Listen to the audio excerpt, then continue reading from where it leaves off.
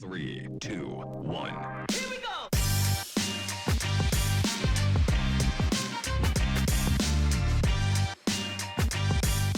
Welcome to the Remote Photography Podcast. In this episode, I speak with model Nicole Rayner about her remote photography experiences. Enjoy the podcast.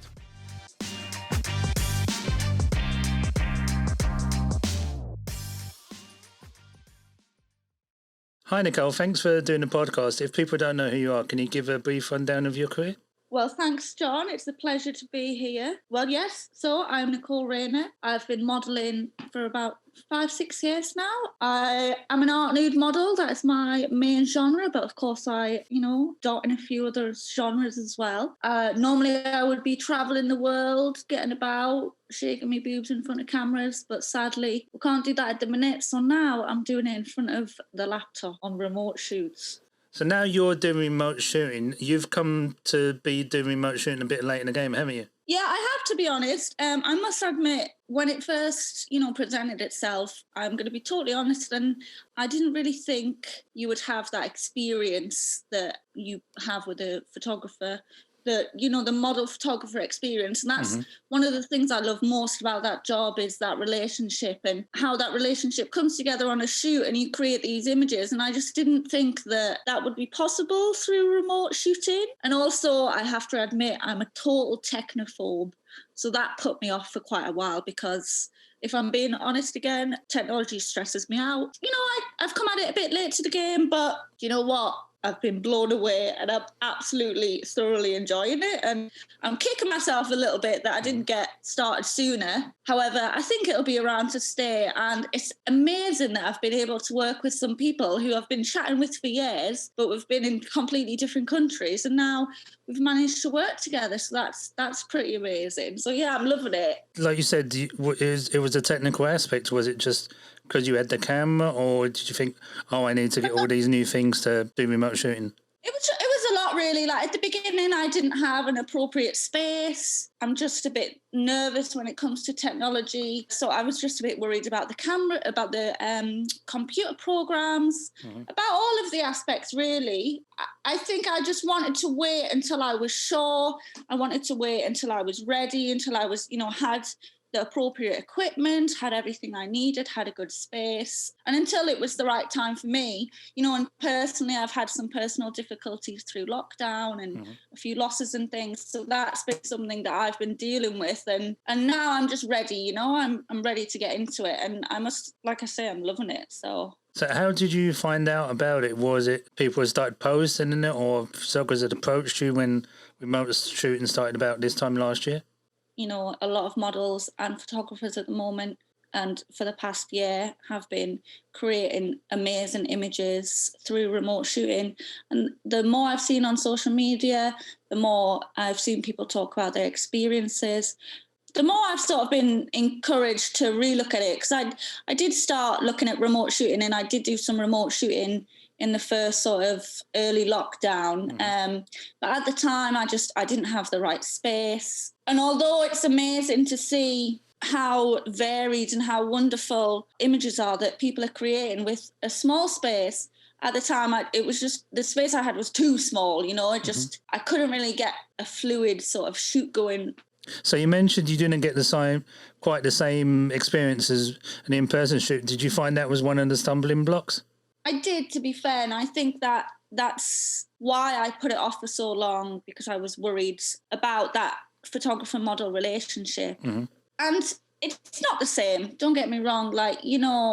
Remote shooting is not the same as shooting in person. You can't, it's not the same experience. It's a total different experience. But you still can build a relationship. It's just done in a different way. And it's, the remote shoots that I've done, it's actually been pretty amazing how much you can bounce off one another, and how much involved, if you put the effort in. It is a lot more effort, I find, because you have to really, really communicate, because obviously the model is moving everything, the model is doing everything on that side. So I think it's also a great way for photographers to hone in those communication skills when working with a model, which I think will, pay off really well in in-person shoots, for example. But yeah, I was really surprised at just how how much fun you can have. Mm-hmm. Like, I mean, I'm a little bit chaotic and I'm constantly dropping things and my backdrops have fallen a couple of times, but that just adds to the fun of, you know, the remote shoot. And it is really nice that you can just sit and have a chat and you can both go off and get a cuppa and whatnot. So I must admit, yeah, I was worried about the flow and of a shoot, which it is slower. You're relying on technology, you know, you have to wait for the focus, you have to do this and that, but it's still so rewarding. And that's what I thought. I thought, you know, maybe people won't feel like they've got as much out of it or they won't feel rewarded. But I think the feedback I've had and how I felt myself, you know, I think I was totally wrong to make those assumptions because without sounding too big-headed, you know, I've created some absolutely beautiful images remotely and had so much fun doing that. I just didn't expect it to be at that sort of level. So yeah, it's totally different. It's a totally different way of working, but you can still get such a buzz and you can still get such a flow of creativity and, you know, all that wondrous things that you get on a shoot. You can still get that. It's just achieved in a different way. Exactly. Yeah. So I'm glad that I have got them up and running because they are really fun. Am I right in thinking you did like some test remote shoots with industry friends just to get used to it? Can I mention us? You can if you want. I don't want to put out a product there that I'm not 100% confident in. So I wanted to, you know, do some tests with friends just to make sure that. So there was no pressure, yeah? Yeah, just so I was comfortable with the equipment, so I was comfortable with my space. I wanted obviously to, you know, get more of an idea of what was possible. Luckily, I've got some great friends, which of course I'm going to mention you, John. You're one of them. And we had a wonderful remote shoot, which I just loved because we did like such different looks. Yeah, you really pushed the boat out on one set, didn't you? Yeah, like that was fun. It was really nice to sort of use my space, but also create something that was totally unique. And it could have easily been done in person as well, couldn't it? Well, yeah, that's it. And that's what I personally I'm noticing now, especially on social media and things. Now when I look at images, I have to look and I think, oh, did they mention whether this was taken remotely or in person? Because some of them you don't know. Unless they say, yeah. So high. Yeah, because I'm looking at some pictures. Was it Evelana you did with and Martin Higgs? Yes, I've worked with Martin and I have done a couple of. Because there's also some awesome black and white ones that you put out. Thank you. But even Evelana's ones are like awesome as well in their own right. Yeah, thank you. It was great. It's so interesting to see how different photographers interpret a space and. You know, even though you're working in a similar space, I try really hard to make sure there's differences in every shoot. Do you know what I mean? Just so photographers again. Yeah, because I bet you found out in your place that as you turn the camera, there's literally, you turn the camera a little bit, it's a different set. And so unless you said you're shooting in the same room, people wouldn't realise that. Yeah. This is the thing, like you have a grey wall, it can be, it can look black, it can, I've got this wonderful window, I can change it to any colour just because of my lights and the sort of tool I have in front of it. Like I think I've learned a lot about how to be creative with my space, how to use certain things creatively, and that's been really interesting and a challenge. It has been a challenge, you know, the amount of times that I've moved my entire house around to try and sort of figure out how to. Yeah, because the stories you put up is like you're literally moving your furniture around just so you've got some space to shoot in. Yeah, I mean, I'm really lucky that I have such a great space and that, you know, I have a long room so I can get, you know, back with the camera and I have big windows so I have natural light, which is really nice, and I have a lovely concrete wall and sort of wooden floor. So I'm really lucky in that sense. But yeah, I think it's just part of the process, isn't it? Yeah.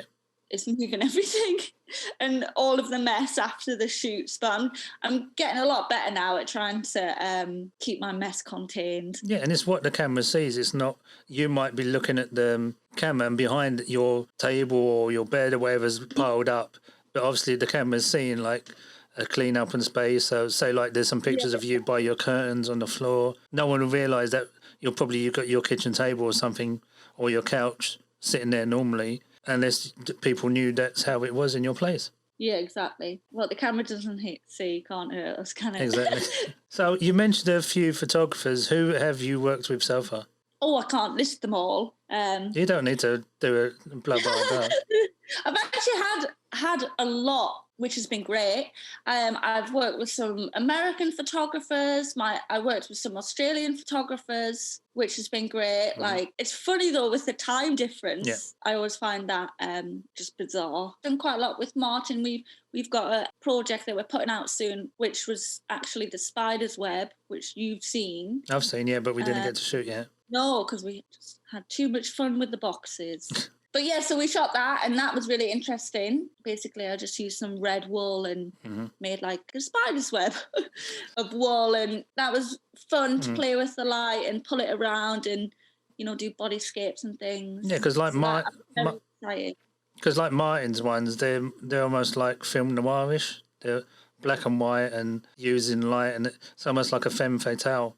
Yeah, and that was one of the fantastic things about working with Martin, is that he has such a great way of seeing light. He's so able to see and direct the light to what he wants to do. So the film noir looks, that was really fabulous to do with him, because he really communicated with me exactly how to position the light, exactly where to put it, which obviously for me as a model is quite difficult when you're doing it on your own, because I'm trying to position a light without a subject, because obviously I am the subject. So I really enjoyed working with Martin because of that, because he really, really did, boss me about and tell me exactly where to place everything. And I think the results speak for themselves. So it was a great shoot.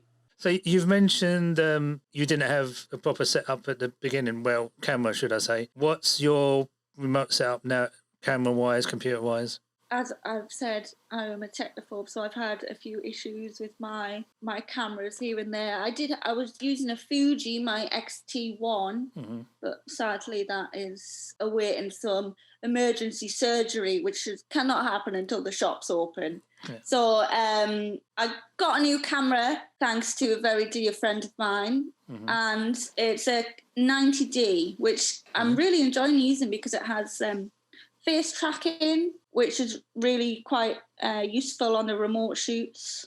Normally I use TeamViewer as a program with Canon Utility, and thanks to you I have downloaded Bridge, which I use as well. And I just use my MacBook. I have a MacBook Pro. Which you just tapped. Which I just tapped. Did you hear it? So lens-wise, I do have a selection of lenses, but I found with the remotes that I'm mainly using my Tamron 70-105.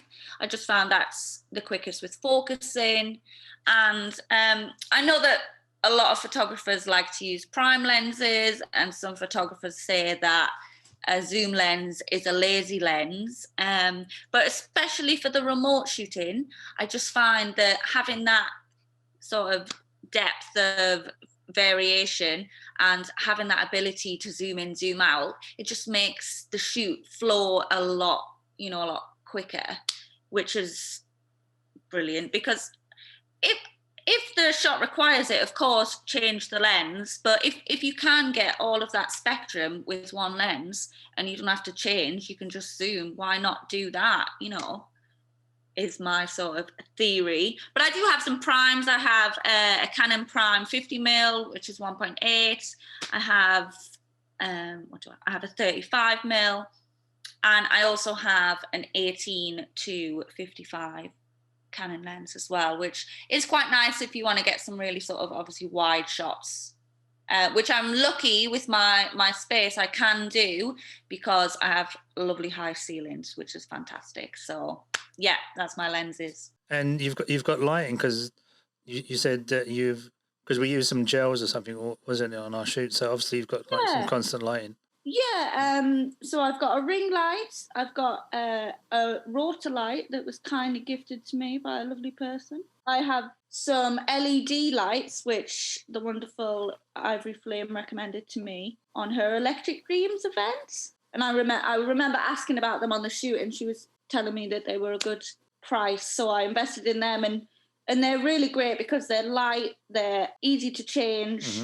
And yeah, they give a wonderful effect of gels, but because it's constant, I find with it being on the remote, it's easier for the photographer to direct where they want the light and so on and so forth, because they can see everything as it's happening. Yeah. So that's that's all of the lights that I use. And as I say, I've got great natural light. When the sun comes out, obviously you get amazing results with flash, and there are huge advantages to using flash and being able to have that. But I just think, for me personally, constant light means that when you're working with the photographer, if they're able to see what's happening, then they can just direct more, and they have more input, and it's not tying you down to like natural light. So if a photographer's in a different time zone and it's getting darker, say for instance, you're not tied to I can shoot between this time and this time because this is when the natural light is best for me. Yeah, exactly. And I'm really lucky since I've moved and upgraded to a bigger apartment, because I now have 4 sort of almost floor to ceiling windows, which lets in so much light, and it's just spectacular. And I'm in a really great position. So I basically have great natural light from 10 a.m. till whenever sunset is, really. At the minute, obviously, because it's summertime. So that is absolutely wonderful. I just love it, because I love working with natural light. Doing remotes by yourself, you're having to get up to change the lights and move the lens, etc. Do you find that a bit time consuming, or do you just realise that's one of the aspects you have to take into account? I mean, it is time consuming, and it was one of the worries I had, and it's because when I model, I love to get into a flow, I love to let myself go and just be me in front of the lens and just model, and not think about anything else, and let the photographer capture me modeling. But obviously it's very difficult to do that remote shooting when you do have to position the lens or the tripod, you have to move everything, you have to position the light and so on and so forth. It is a lot more stop and start. Yeah. So you can't, as a model, it's harder to get into that sort of that flow. But I think that's just going to be something that I have to learn and I have to hone as a model. Is right now we're doing remote shoots. I need to be able to get into that flow for 2 seconds rather than wanting 5 minutes to get into the. Do you know what I mean? Yeah. I think if a photographer wants to get really involved with the images, one of the important ways to do that is for them to be bossy and to ask the model to continually move the light and move the lens. And I've noticed with a lot of photographers, which I completely understand, because it's more work for me and so on and so forth. I've noticed they're like, "Oh, sorry, I don't want to ask you to move it again." Yeah. I'm like, no, I want you to ask me to move it again, because then it becomes more their shots. Yeah. And I have noticed that sometimes, I think because the photographers know how much work it is, they do hold back a little bit because they don't want to, come across as dictating or bossy or whatever.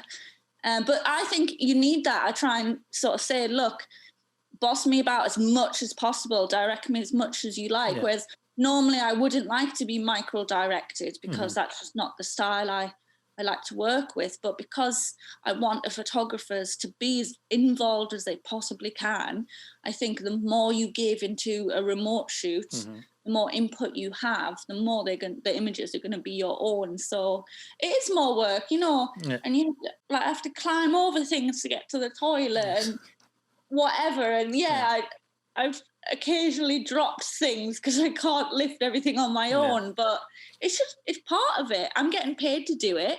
It's my job. It's it's what I do, what I've chosen to do. So it's just is what it is. Have you found the pace, obviously because it's slower and trying to get more stuff in camera, have you found the pace a bit challenging, or is it something you think as you do more shoots you'll get used to it? Yeah, I did it first. I did find it, but I think I found it challenging because I was worrying about the photographer.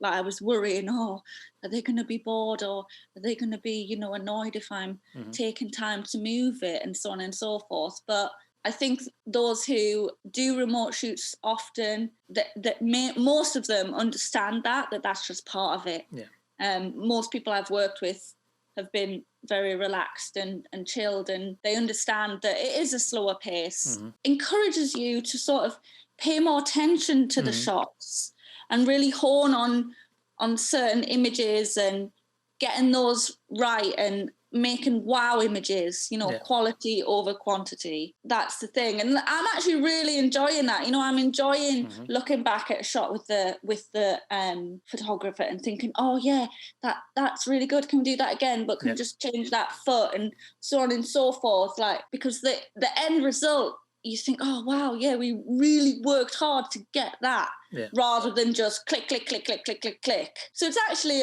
I think if you look at it, you can argue that remote shooting, you have to work more together. You have to, work more as a team, because you can't just go off into your own little worlds, for example. You have to do it together. Yeah, because obviously you're moving the light, the camera, the lens, so trying to get what the photographer wants to get. So, yeah. But like if I'm, normally like I could be up a tree, on a rock, just doing my thing, and then the photographer's capturing me as I do it, sort of thing. But the remote shoots, you're constantly in contact. Not constantly talking, but you have that option. So with the remotes you've done, the photographers, are they some that you've worked with before in person, or are they all new? Well, it's actually been a mix, which has been really fun, because obviously it's nice. It's interesting to work with people remotely who I've worked with in person, because it's just interesting to see how their style changes, if at all, or how they get on with the remote shooting, how they like to work in the remote shooting. And you've got the shorthand as well, haven't you? Yeah, exactly. It makes it slightly easier in the sense of, if you've worked with somebody before and you have an idea of what they like to shoot, how they like to shoot, you can adapt the shoot more easily. Because I've worked with some people that I haven't worked with before, some newbies to me. And just as an example, I had somebody say, oh, can you make us a set? And I said, yeah, do you want to give me an idea of what you want? And they said, surprise me. And I made them a set, and it wasn't really to their taste. Yeah. Which I know that now, and then, he's booked another shoot, so it's fine. So the next time I know what he likes now, and I can make a more appropriate set for what he likes. So it is really fun. And I must admit, I've worked with some people who I've been chatting with for a long time, and it's been really funny because working remotely, just calling each other up as if we've been friends for sort of so long. It's so nice to have that sort of comfortability. And it's been amazing to be actually able to. I mean, you can work with anyone. You can work with anyone in the world. So it's been amazing to meet some of the people who I've been talking with for years and hoping to work with for years, and we've just done it. So it's brilliant, really. With yourself, it looks like you like building sets and being creative. Do you find remote shooting has helped you be more creative, or has the limitations like been a hindrance? Well, I think definitely. I think, of course, there are limitations, but I do think that those limitations, they force you to be creative, because, I have to be creative with my space. I have to be creative with my angles. But also I think the set building, and I really try hard to make sure each photographer gets something, unique to them. And I think that's really inspired by all of the amazing work that has already been done through remote shooting, because it's such a high standard. There's so many incredible models and photographers producing such amazing images that are, so beautifully styled, so beautifully put together.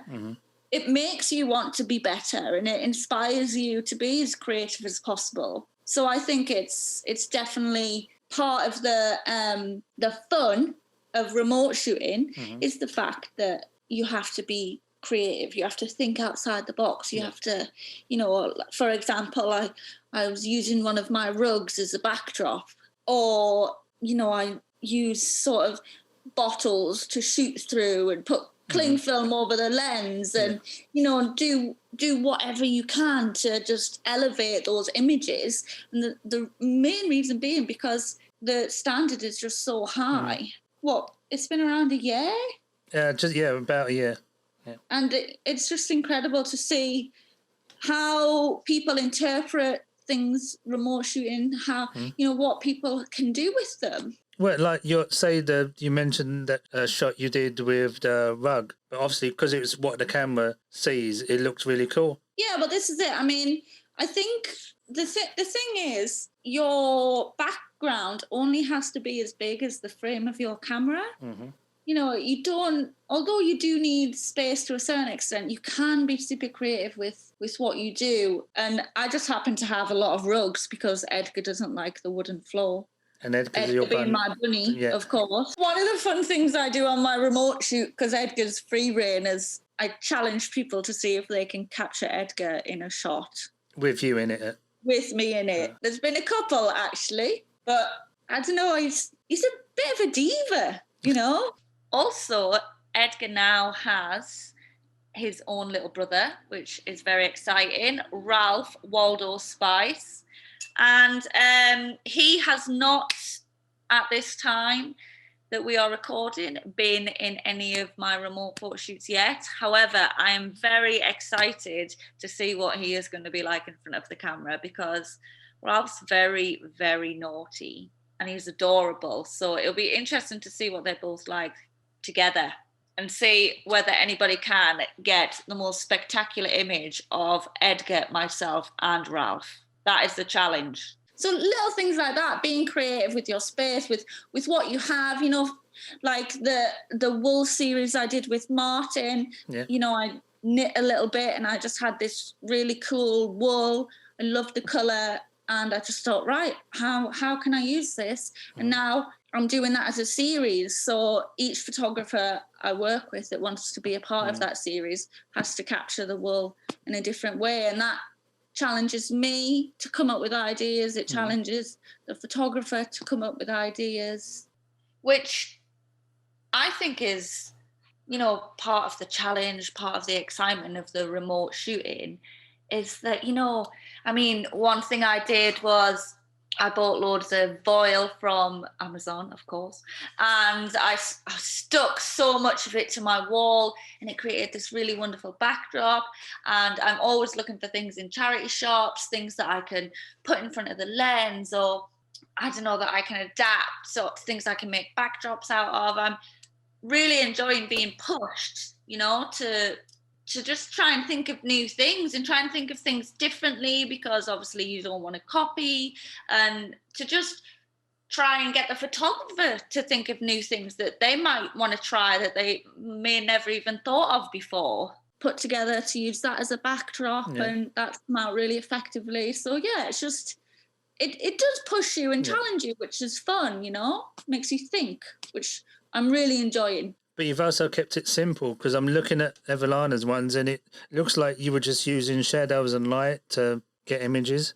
Yeah, I think sometimes the simple sets can really work. They can be, you don't have to have elaborate sets for them to be striking images. Sometimes that simplicity just works. And if you have the good natural light, for example, and if just a simple concept, you can still make that really pop. You can still make it a really sort of eye-catching image. I think it's just all dependent on what the photographer I'm working with, what they want to shoot. Like I say, I really try and sort of chat with the photographer and try and find out what they like to capture and adapt my space and for them. If they want to do something that's just about the body, or that they just want to focus on light, or they might want something completely different and they might want, I don't know, lots of colour and lots of lights and gels, and so it's just really dependent on the photographer wants to create. I'll be midway in a remote shoot and I have like a spur of an idea and I'll think, I know in that drawer I have this item this photographer might like, why don't I get it out? Or and then that is part of the fun as well, because as you're on the shoot it evolves, and sometimes the photographer might have an idea and say, have you got this, and you don't have it, so you might plan it for next time, and sort of then the idea becomes bigger because you've thought of more things. But that leads nicely on to, like, how would you like photographers to approach you? Is it just through an email? Is it like once you start discussing a shoot with them, is it like mood board so you get an idea of like sets or outfits they want? What's the best way you found that works best for you?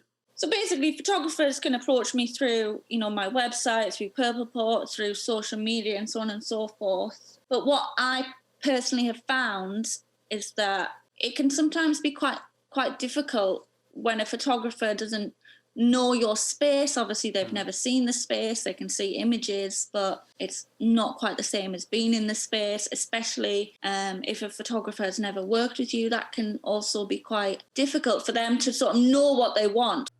So one thing I've done is I've tried to do some videos of my space, which I've put on social media, on my Instagram, on my Facebook, just showing photographers around the space that I have, showing them some of my setups. I try and film some of my filming of building the setups, so they can have a better idea of what is actually possible. So another thing that I've developed recently is a questionnaire, and basically I send that out to anyone that books me remotely now, and it just asks them some more in-depth questions about how they like to shoot. For example, do they like to have Dutch angles? Do they like to have straight on shots? What genre would they like to shoot? Do they like to shoot with vibrant colors or muted tones? Questions like that, so I can get a better idea of what they're looking for.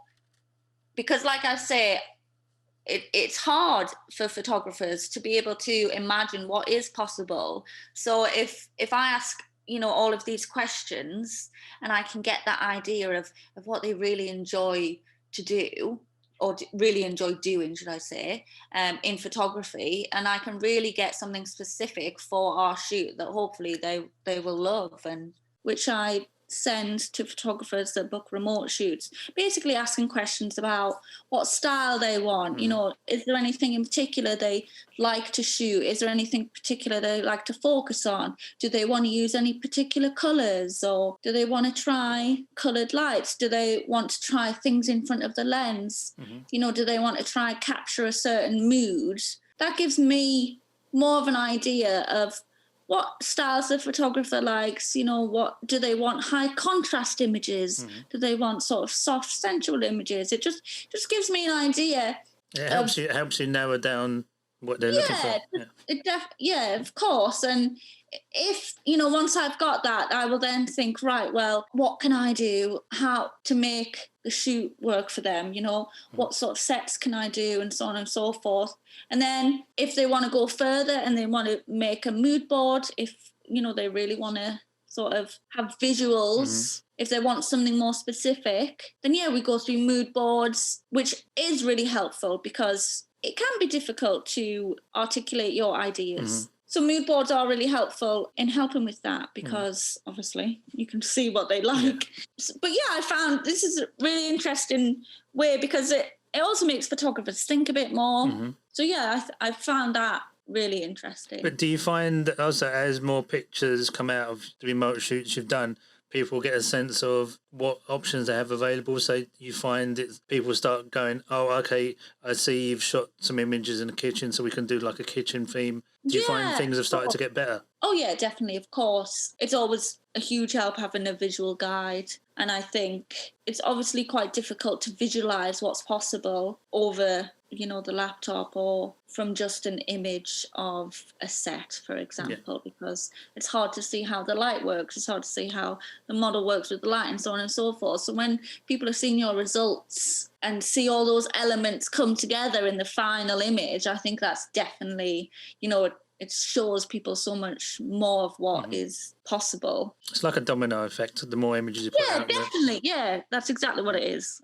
But also, I see you do like Instagram stories and stuff, that you do a time lapse of stuff showing you build sets or the process of taking pictures and stuff. So again, it all leads to like people seeing what you can and can't do. Yeah, I really enjoy just showing behind the scenes. Obviously, it's a lot of effort and work goes into building the sets and doing whatever. So it is fun to do little time lapses, and I think it's great for people to see the effort that goes in. models are charging sort of premium rate for remote shoots. There's more work involved. Mm-hmm. And I think it's important for people to see just how dedicated we are and just how much input we do put into them. Mm-hmm. Yeah, because you found that you've done more, say, on in-person shoot, what a photographer might be doing if you're like changing outfit or doing makeup or stuff. They would be doing the lights, they would be moving stuff around, getting ready. So when you were ready to come back in front of the camera, that was all done. But now, literally everything's more or less moved over to the model doing it on her side. Yeah, exactly. And I think that it's up to the photographer to really take control of the shoot, because if they want to, do you know what I mean? Yeah. It's dependent on how they like to work and so on and so forth. It's more, it's like you want them to direct you, like you said earlier. You want them to really direct to get you in the right frame, pose and stuff, so they can get the best image. But I think I also mean take control as in it's up to them to share with the model what they want. It's up to them to share with the model whether they're liking what's going on, whether, they're happy with the camera angle and how much attention they pay to certain aspects. Do you know what I mean? And I think the more information you give a model, the more she's able to really bring out what's in your head as a photographer. But if you just turn up and you sort of, right, let's go. Okay. Well, every model's probably had that where they've turned up to a shoot and the photographer's not said anything and expected them to be a mind reader. So yeah, exactly. Yeah. So moving on to if someone wanted to book a shoot with you, have you found the Facebook groups to be helpful because they're focused on remote shoots, or have you found that you've been approached through your Instagram, your website, etc.? No, definitely. The Facebook group is really wonderful, and it's nice to have that space where that everybody's interested in remote shooting. Everybody, is there for remote shooting. So that's really fantastic. But of course, Instagram is great, Facebook, social media, obviously the model sites, Purple Port, Model Mayhem. I'm going to be completely honest here and say that my mental health has not been good for a little while. And that has affected my work, if I'm being honest. And I'm sorry about that. I'm sorry that I've not been able to give my work, to give remote shooting and things like that as much of myself as I would normally, and give it, 150% and put so much into it. I've been trying, but I would like to do more. And the more I feel more myself, the more I'll be putting into it. And I'm just really excited for that, because I'm loving the remote shoots. They've given me something to hold on to, like I think they have so many other people. So I'm grateful for them. And I'm finding that a lot of photographers who I've been in contact and who have hoped to have shoots with that have been in, completely different countries, a lot of them have been in touch, because obviously now this is a way, it's not quite the same as working together in person, but it is a way that we can now work together. So that's been really fantastic as well. I'm really just enjoying having the group there, so I can see what people post, so I can just see what everybody else is doing, because it's just really lovely to see that people are just creating such stunning work. And to also see what themes people explore remotely, what genres, what they use, what props they use, where they're shooting. I also think it's wonderful because obviously there's a wonderful group of models. There's model photographer groups and things like that. And I'm very close with a lot of models in the UK. But remote photography has opened it up worldwide, and I'm having so much more, so many more conversations, so much more interaction with models and photographers across the globe. And that's so incredible. And I think it's created its own little industry. Remote shooting is almost an industry in our industry, which I think is just fabulous, and it's wonderful to be part of. And do you think there's going to be, when obviously people can travel and shoot in person again, do you think there's going to be some photographers where the first time you shot with them is remotely, but when you're able to travel where they are, you'd be wanting to work with them in person? Yeah, definitely. Don't get me wrong, I have met some fabulous photographers remotely that I would never have had the chance to meet otherwise. However, of course, I still miss in-person shoots, you know. I miss those experiences that you share together, you know, seeing an incredible location or walking together to get to a location, or, you know, stopping off for a coffee, those little fun elements of a shoot, which you don't get with remote shooting, of course, but you still do get a different type of fun from a remote shoot. So, you know, I don't think it tops in-person shooting for me. But you've also got to say, like, well, it was, say with our shoot, we'd shoot a couple and then you'd have a look, and then if there's anything we wanted to redo or change, there was that interaction where we were trying to get the best image we could. It's a different type of relationship building because obviously you're both in your own homes. I mean, not all models shoot from their home, but I certainly do. And usually the photographer is in their home at their computer. So I think that obviously when you're in your own home, you're very relaxed. So I think you do get to see a side of the photographers sometimes that you might not see. And it might actually be beneficial to some of the photographers who maybe slightly more nervous to work with a model, especially if she was doing nude, for example. If you're shooting remotely, then there is that sort of, obviously there's the distance, there's you're not in the same space and so on and so forth. There's that safety element. So I would definitely recommend it to photographers that might be nervous to be around a nude woman, or might just be a nervous person and might sort of find that interaction with a complete stranger quite daunting, but to do it remotely in the safety of your own home is a real plus. So I definitely think that it just has so many advantages.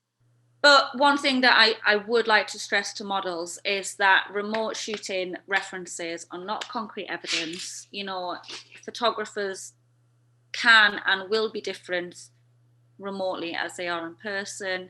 You know, just because you had a fantastic remote shoot with somebody does not necessarily mean that in person they are safe to work with. I've actually had an experience where I had a wonderful shoot remotely with a photographer, but when we shot in person, it was bad and I would never work with him again. So I just want models to be aware and to still keep their wits about them, and to just check, you know, are all of these good references, are they for remote shoots or are they for in-person shoots, and just keep that in mind.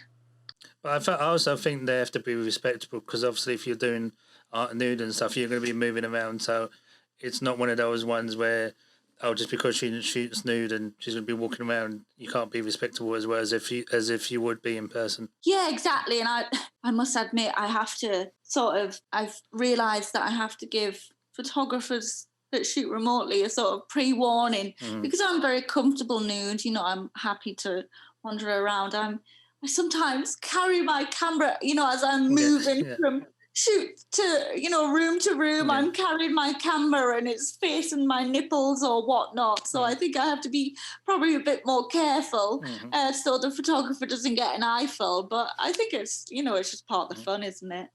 Of course, it's only fun if the photographers are being respectful and if they are making sure that they stick to the terms and conditions. You know, most models will put in their terms and conditions when shooting remotely that they do not consent to any screen grabs or any video footage being taken while remote shooting is going on. So the fun will all be there as long as photographers remain respectful and as long as terms and conditions have been met. So going on to the last couple of questions, with especially because you before the pandemic you used to travel around the world a lot, do you think the remote aspect is going to be something you're going to be able to offer, be it if you're shooting in a studio, if you're touring in a different country and you've got an awesome location? Do you think that's an aspect you'll be able to bring now? I will definitely continue to offer remotes, and I think it's such a brilliant way of working with people overseas and so on and so forth. I think also for some photographers who aren't necessarily able to visit certain locations, you know, whether it be disability, whether it be location, whether it be distance, whatever, I think that's a fantastic advantage to the remote shooting. So and the thing is, mainly when I'm touring, I'll have my laptop, I'll have my camera, so it's only a few extra bits and bobs that I'll need Yeah. to take. So I look forward to being able to offer remote sort of sessions, hopefully on location, hopefully in studios and so on and so forth, when traveling becomes allowed again and, we get out of the house a bit more. It'll happen eventually. It will. Yeah. It will. We'll get there. Yeah. It just opens so many doors. It just means, that you can work with anyone. And although there are restrictions in some, the remote shoots give restrictions, they take away restrictions. So if you can offer both, why wouldn't you? Exactly, because otherwise you'd just be cutting off a market that exactly. you've grown over the last year. I think it's also really inspiring to see how people have changed with the times. I think, at the beginning of lockdown, obviously as a sort of self-employed model, my job is not a necessity. I was really worried about when and if and how I would be able to work again. I think it's inspiring how the times have changed and how, despite everything, we have still found a way to create art. You've adapted. We've still found a way to form these wonderful relationships and come together and share our passions. We've still done it. So I definitely think that it's worth keeping on. And also with the, technology changes so quickly. Who knows what we're going to be doing in, 5 years, shooting virtually or what? You never know. You never know. I doubt people would realise they could shoot remotely a couple of years ago until this is it. So just to wrap everything up, where can people find you for your website, for your social media, Facebook, the groups, wherever? I am Nicole Rayner on most social media, Nicole Rayner Model on Instagram, and my website is NicoleRaynerModel.com. So just remember the name and you'll find us. You can't miss Nicole Rayner. He's got too much of a big gob. Well, thanks for doing the podcast, Nicole, and look forward to seeing some images you produce remotely and in person. Likewise, and thank you very much for having me on this fabulous podcast. Thank you for creating this podcast. And thank you to everybody that listened. Bye.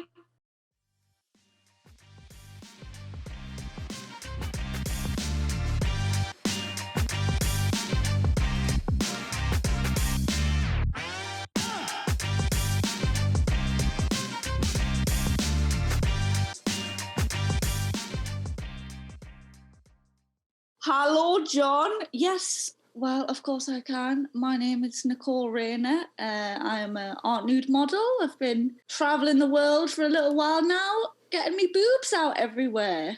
And now we can't do that, so obviously turn to a bit of remote shooting. Is that you being serious? You showed them. I'm going to say that again because I sort of burped when I was giving the answer. But you've also kept it simple. Simple? Simple. Come on, say the word. Going on to the last few bits, let me rephrase that, especially because you talked about nipples, bit sounds not the right word to talk about. I was going to say that Frank's a bit disappointed you haven't even asked how he's finding remote shoots. I'm still recording this.